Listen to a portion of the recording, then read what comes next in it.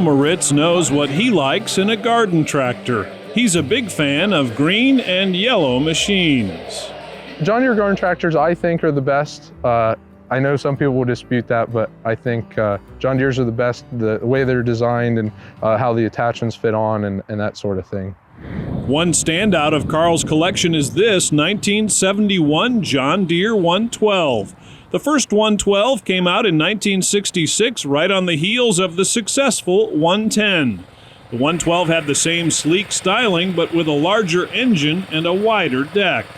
The 112 was more of an economy base. It wasn't the lowest end, but it wasn't the top end. So I think somebody that wanted a lawn tractor that was durable and was a good tractor, but didn't want to pay huge amounts of money, but didn't want the cheapest model, I think the 112 was a good fit for it. It was the higher end gear drive model that they offered with a bigger 10-horse Kohler. It's a manual lift tractor. They were available with hydraulic lift, but this one was not.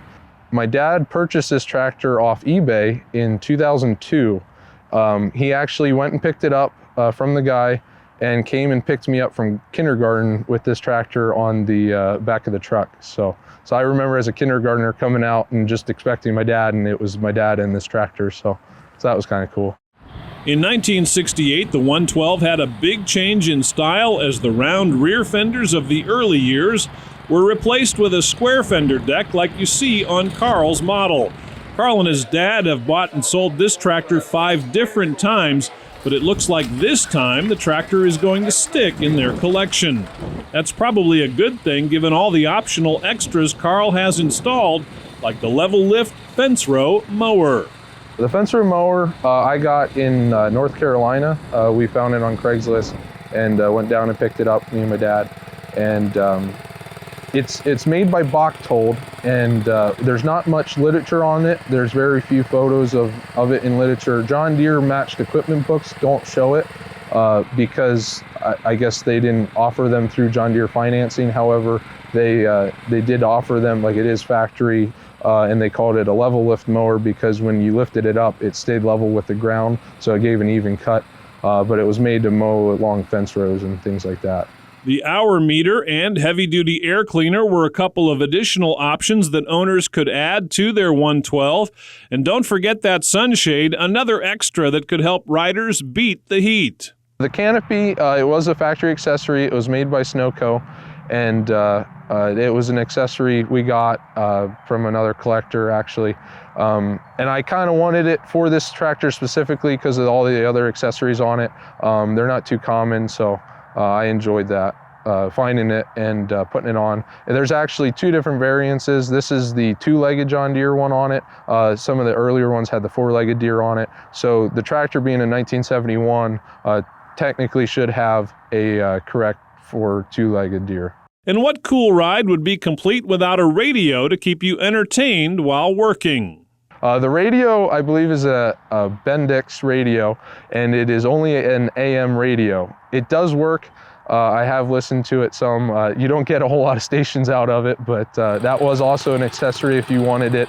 I don't think they were too expensive. I just don't think people really had a big enough lawn that they needed to listen to the radio. But if you wanted to, you could actually get it and order it. Like many other collectors, Karl prefers garden tractors like the 112 because their smaller size is more convenient to store and haul to shows. I enjoy garden tractors mainly because it kind of was what I grew up with, because I could fit on them more than the big tractors when I was younger, but also because we didn't have a large farm to use big tractors on.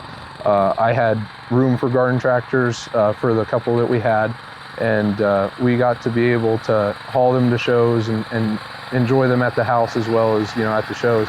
And it's clear Karl is also a big fan of attachments. It's what often catches his eye when he's looking to add pieces to his collection. Everybody has their kind of niche thing that they enjoy. Some people like patios, some people like green tractors, some people like attachments. But we kind of, between me and my dad, definitely enjoy the different attachments, the post hole diggers, the soil movers, all the different attachments. You flip through the books and you see all the photos of them, but to see them in person and have them and actually get them out and use them and that sort of thing, takes you back in time to feel like you did. And sometimes I feel like I'm ordering a tractor because, you know, you find this stuff on Craigslist or the internet and you get to see it, but actually seeing it in person is kind of cool too. Karl is studying automotive restoration at McPherson College. It was collecting and restoring classic garden tractors with his dad that helped him to choose this career path. I chose that career path because me and my dad more or less started collecting and restoring garden tractors probably about almost 20 years ago now when I was a kid.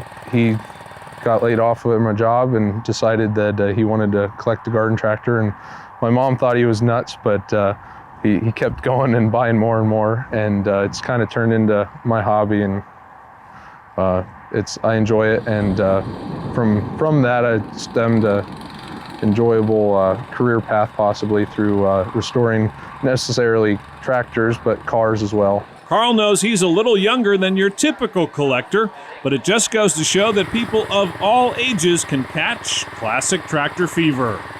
I really love classic tractors and garden tractors specifically.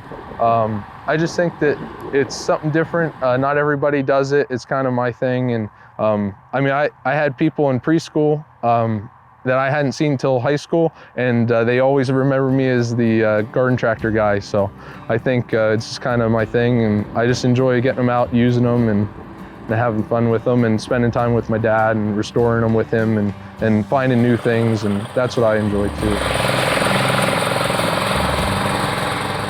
Thanks for catching Classic Tractor Fever. If green is your scene, be sure to check out these other classic stories. And don't forget to hit the subscribe button to keep those classic tractor stories rolling.